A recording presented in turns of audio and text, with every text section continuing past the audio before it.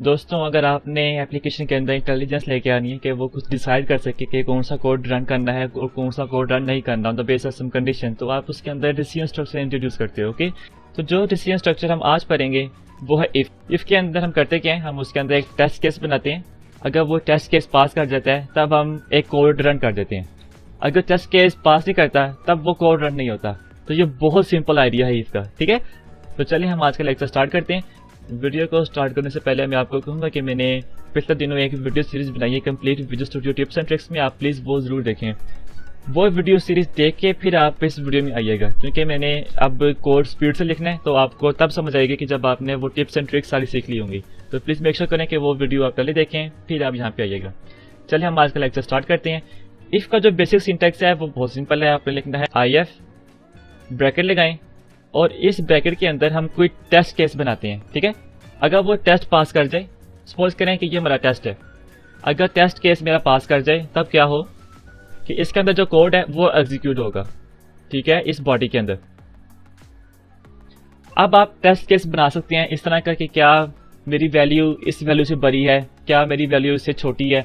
अगर वो test case पास कर जाता है तब हम उसका ब्लॉक के अंदर जो कोड है वो एग्जीक्यूट हो जाएगा। फॉर एग्जाम्पल मैं कहता हूँ कि 2 इज लेस देन 4, ठीक है। देखते हैं, चलिए हम देखते हैं 2 वाकई 4 से छोटा है कि नहीं। अगर 2 4 से छोटा है तो जो टेस्ट केस ट्रू कर जाएगा, वो पास हो जाएगा टेस्ट केस, तब हम इसके ब्लॉक में आ जाएंगे, ठीक है। तो देखते हैं, मैं इसको एग्जीक्यूट करता हूँ। मैं प्रेस करता हूँ Ctrl F5 और देखता हूँ क्या होता है। तो इधर लिखा आ गया रन। ये तो तब चला कि जब मेरा टेस्ट केस पास हो गया। अगर मैं अपना टेस्ट केस इस तरह का बनाता हूँ कि जो फेल हो जाता है, जिस तरह मैं टेस्ट केस बनाता हूँ कि 2 इज ग्रेटर देन 4, मैं Ctrl F5 प्रेस करता हूँ और ये देखिए स्क्रीन में कुछ भी लिखा नहीं आया, ठीक है। आप देख रहे हैं दरमियान में हमने ग्रेटर देन का साइन लगाया है। ये असल में लॉजिकल ऑपरेटर है। तो लॉजिकल ऑपरेटर हमें हेल्प करते हैं टेस्ट केस बनाने में, हेल्प करते हैं दो वैल्यूज को कंपेयर करने में। अगर दो वैल्यू सक्सेसफुली कंपेयर हो जाती है तो हमारे पास जो रिजल्ट आएगा वो ट्रू हो जाएगा। अगर वो सक्सेसफुली कंपेयर नहीं हो पाती तो वो हमारा टेस्ट केस फेल हो जाएगा। इसके अलावा हमारे पास और भी लॉजिकल ऑपरेटर्स हैं जिनको हम यूज़ करते हैं टेस्ट केस बनाने में। एक लॉजिकल ऑपरेटर है वो है इक्वल टू। इक्वल टू क्या होता है कि वो दो वैल्यूज़ को कंपेयर करेगा। अगर वो दो वैल्यूज़ कंपेयर हो जाती हैं तब हमें ट्रू रिटर्न करेगा, यानी कि हमारा टेस्ट केस पास हो जाएगा, ठीक है। तो मैं डबल इक्वल लगाता हूँ और देखता हूँ क्या 2 4 के बराबर है। अगर 2 4 के बराबर नहीं होगा तो ये कोड एग्जीक्यूट नहीं होगा, ठीक है। मैं इसको रन करता हूँ, देखता हूँ क्या आता है स्क्रीन के ऊपर। Ctrl F5 प्रेस करें आप और देखें स्क्रीन में कुछ भी लिखा नहीं आया। लेकिन अगर मैं ये करूँ कि 2 = 2, मैं Ctrl F5 प्रेस करता हूँ और ये देखें 2 2 के बराबर है। इसी वजह से रन ऊपर लिखा आ गया, ठीक है, क्योंकि हमारा टेस्ट केस पास हो गया। इसके अलावा हमारे पास एक लॉजिकल ऑपरेटर है, वो है नॉट इक्वल टू। वो ये चेक करता है कि लेफ्ट हैंड साइड पे जो वैल्यू लिखी हुई है वो राइट हैंड साइड के बराबर नहीं है, ठीक है। अगर ये चीज़ सच है तब हमारा इफ़ का ब्लॉक एग्जीक्यूट हो जाएगा। अगर ये बात सच नहीं है तब हमारा इफ़ का ब्लॉक एग्जीक्यूट नहीं होगा। मैं Ctrl F5 प्रेस करता हूँ और देखें यहाँ पे कुछ भी डिस्प्ले नहीं हुआ। क्यों नहीं हुआ? क्योंकि हमारी कंडीशन फॉल्स हो गई है। जो हमने टेस्ट केस बनाया वो फॉल्स हो गया है, क्योंकि आप देखें 2 2 के बराबर है, ठीक है। अगर मैं यहाँ पे इस तरह कर दूँ 2 ≠ 1, ये बात बिल्कुल ठीक है, क्योंकि 2 1 के बराबर है ही नहीं। तब उस सूरत में हमारा टेस्ट केस पास हो जाएगा और इफ़ के अंदर जो कोड होगा वो रन हो जाएगा। मैं Ctrl F5 प्रेस करता हूँ और देखिए हमारा कोड रन हो चुका है। दोस्तों, अभी जो हमने एग्जांपल्स की हैं उसमें हम डायरेक्ट वैल्यूज़ लिख रहे हैं कंडीशन के अंदर, लेकिन जब आप प्रोग्रामिंग करते हैं तब बहुत कम चांस होता है कि आप डायरेक्ट वैल्यू लिखो अपनी कंडीशन के अंदर। आप क्या करते हैं कि एक वेरिएबल बना लेते हैं और उसके अंदर कोई डाटा स्टोर होता है। जिस तरह मैं कहता हूँ कि इंट एज = 10, ठीक है। अब मैं ये कंपेयर करना चाहता हूँ if age is greater than 12, ठीक है, you can ride my bike. मैंने चेक करना है कि अगर आपकी एज 12 से ज़्यादा है तब आप मेरी बाइक को चला सकते हो, ठीक है। अगर आपकी एज 12 से छोटी है तब आप मेरी बाइक चला नहीं सकते। मैं Ctrl F5 प्रेस करता हूँ और देखता हूँ कि क्या लिखा आता है स्क्रीन के ऊपर। Ctrl F5 और देखिए इसने कुछ भी शो नहीं किया। क्यों नहीं किया? क्योंकि मेरा टेस्ट केस मेरा फेल हो गया, क्योंकि मेरी एज 10 है और 10 कभी भी 12 से ग्रेटर देन नहीं होता। अगर मेरी एज 13 है और अब मैं चेक करना चाहता हूँ क्या मैं बाइक ला सकता हूँ कि नहीं। ठीक है, मैं कंट्रोल F5 प्रेस करूंगा और देखूंगा कि क्या होगा। हाँ, अब मैं बाइक चला सकता हूँ क्योंकि मैंने टेस्ट केस पास कर लिया है। दोस्तों, इफ के अंदर हम अभी एक कंडीशन लगा रहे हैं, लेकिन आप एक से ज़्यादा कंडीशन भी लगा सकते हैं। मिसाल के तौर पे मेरी ये गेमों वाली दुकान है, मेरे पास ये चेक करना है कि मेरी जो गेमों वाली दुकान है उसके अंदर बच्चे जो भी हों वो 10 साल से ऊपर हो और उनके पास पैसे 20 रुपये एटलीस्ट जरूर हों अगर उन्होंने दुकान में आना है तो, वरना 20 रुपये से कम वाली कोई गेम नहीं है मेरे पास। ठीक है, तो मैंने कंडीशन लगानी है 2। अगर मेरी दुकान में आना है, एक तो आपकी एज 10 साल से भरी हो, दूसरा आपके पास मनी 20 रुपये से ज़्यादा हो। ठीक है, तो आइए हम सिंपल सी एप्लीकेशन बनाते हैं, लेकिन इस दफ़ा हम क्या करेंगे कि हम एज भी यूज़र से लेंगे और मनी भी यूज़र से लेंगे। ठीक है, तो मैं ये ज़रा ख़त्म करता हूँ और मैं इधर बनाता हूँ इंट एज, इंट मनी, और इधर मैं लिखता हूँ प्लीज़ एंटर योर एज। मैं लाइन को ख़त्म कर देता हूँ। ठीक है, simple.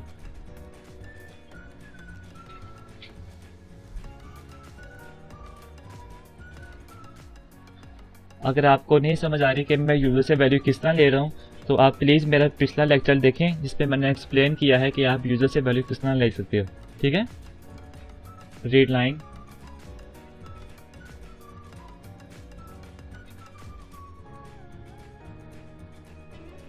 Please enter your money.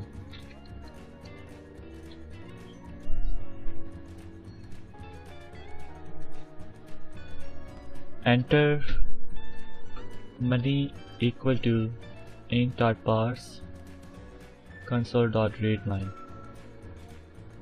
Okay, मैंने यूज़र से वैल्यू इनपुट लेनी, फिर मैं क्या करूँगा कि if age is greater than 10 तब हम इस कोड में आ सकते हैं। ठीक है, फिर मैंने एक और कंडीशन लगानी है, if money is greater than 20, फिर मैं इधर लिख सकता हूँ welcome to my shop. Okay, ये देखिए बहुत सिंपल एप्लीकेशन है। इसके अंदर क्या होगा, सबसे पहले तो हम यूजर से उसकी एज लेंगे, फिर उसके बाद उसका मनी पूछेंगे कि आपके पास कितना मनी है। देन हमारी एप्लीकेशन चेक करेगी क्या उसकी एज 10 से ज़्यादा है। अगर उसकी एज 10 से ज़्यादा है तो हमारा कंट्रोल यहाँ पे आ जाएगा। फिर उसके बाद तो चेक करेगा कि उसके पास मनी कितना है। अगर उसके मनी 20 से ज़्यादा है, ठीक है, तब हम यहाँ पे आ जाएंगे, तब लिखा आ जाएगा कि वेलकम टू माई शॉप। चलिए हम एप्लीकेशन को रन करते हैं, कंट्रोल F5। मैं अपनी एज एंटर करता हूँ 12 और मनी मेरे पास है 35 और देखता हूँ कि क्या मैं आपकी शॉप के अंदर एंटर हो सकता हूँ क्या नहीं। वेलकम टू माई शॉप, बिल्कुल मैं इस शॉप के अंदर आ सकता हूँ। ठीक है, अगर मैं एंटर करूँ कंट्रोल F5, एज है मेरी 8 और मनी है मेरे पास 15। अब मैं देखता हूँ क्या मैं अंदर आ सकता हूँ क्या नहीं। मैं नहीं अंदर आ सकता क्योंकि मैंने कंडीशन फुलफिल ही नहीं की। तो ये फ़ायदा होता है कि अगर आप एक से ज़्यादा कंडीशन लगाना चाहते हो क्योंकि आप अपनी एप्लीकेशन के अंदर मज़ीद फ़िल्टर लगाना चाहते हो। ओके, लेकिन हमारे पास एक ईजी वे है, ये जो हमने एक से ज़्यादा इफ़ कंडीशन लगाई है इस सब को हम एक ही इफ़ में कर सकते हैं। ठीक है, वो करने के लिए आपको एंड ऑपरेटर लगाना पड़ता है। तो एंड ऑपरेटर क्या करता है, मैं ज़रा इसको ख़त्म करता हूँ। मैं लिखूंगा if age is greater than 10 and money is greater than 20, तब आ जाएगा लिखा हुआ welcome to my shop. Okay, हुआ क्या है, हुआ ये है कि पहली कंडीशन चेक होगी, अगर वो सेटिस्फाई होगी फिर सेकंड कंडीशन चेक होगी। जब दोनों कंडीशन सेटिस्फाई हो जाएंगी तब लिखा आएगा वेलकम टू माई शॉप। अगर दोनों में से कोई एक भी सेटिस्फाई नहीं हो पाती तब ये कोड नहीं चलेगा, क्योंकि एंड ये मेक श्योर करता है कि दोनों कंडीशन चलनी चाहिए। ठीक है, मैं कंट्रोल F5 प्रेस करता हूँ और एज में एंटर करता हूँ 12, मनी में एंटर करता हूँ 23। तो मैं देखता हूँ कि मैं शॉप के अंदर आ सकता हूँ कि नहीं। ठीक है, एंटर प्रेस करता हूँ तो देखिए मैं शॉप के अंदर आ जाऊँगा। अगर मैं दोबारा एप्लीकेशन को रन करूँ और मैं एज तो एंटर कर देता हूँ 12, लेकिन मेरे पास मनी कम है, मनी में एंटर करता हूँ 15, तो तब मैं इस एप्लीकेशन के अंदर आ नहीं सकता। क्यों नहीं आ सकता, क्योंकि एक कंडीशन मेरी फॉल्स हो गई है। सपोज करें आप सिर्फ चाहते हो कि दोनों में से कोई एक कंडीशन अगर आप फुलफिल कर लेते हो तो आप शॉप में आ सकते हो। ठीक है, तो उसके लिए आपको क्या करना, और लगाना है। और क्या चेक करता है कि जितनी भी कंडीशन है अगर कोई एक भी पास हो जाती है तब हम आराम से उसके ब्लॉक में आ जाएंगे। ठीक है, तो मैं एज एंटर करता हूँ 15, लेकिन मनी में एंटर करूँगा 5। तो आप खुद देखें कि मनी जो है वो इधर 20 से ज़्यादा होनी चाहिए, लेकिन मैं इधर 5 लिख रहा हूँ। तो ये कंडीशन ये वाली फॉल्स होगी, लेकिन ऊपर वाली कंडीशन ट्रू हो जाएगी। तो जिस सूरत में मैं अंदर आ सकूँगा, मैं एंटर प्रेस करता हूँ और देखिए मैं वेलकम टू माई शॉप लिखा आ गया।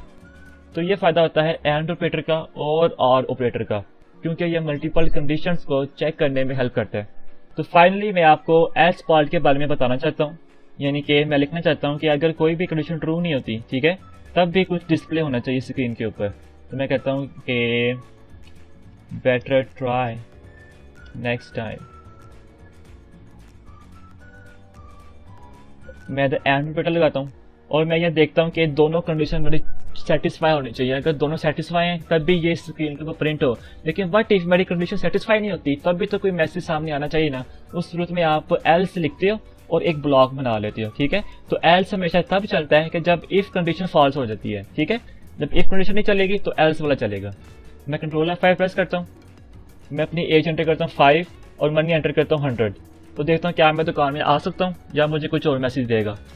तो देखें तो लिखा हुआ है बेटर ट्राई नेक्स्ट टाइम। वो इसलिए लिखा आया है क्योंकि फर्स्ट कंडीशन मेरी फॉल्स हो गई है, इफ वाला चला ही नहीं, इसलिए मैं एल्स में आ गया हूँ, ठीक है। तो ये फ़ायदा है इफ एल्स का कि उसको यूज़ करके हम अपनी एप्लीकेशन के अंदर इंटेलिजेंस लेके आ सकते हैं कि वो कुछ डिसीजन मेक करे और उसके बेस पे कुछ आपको शो करे।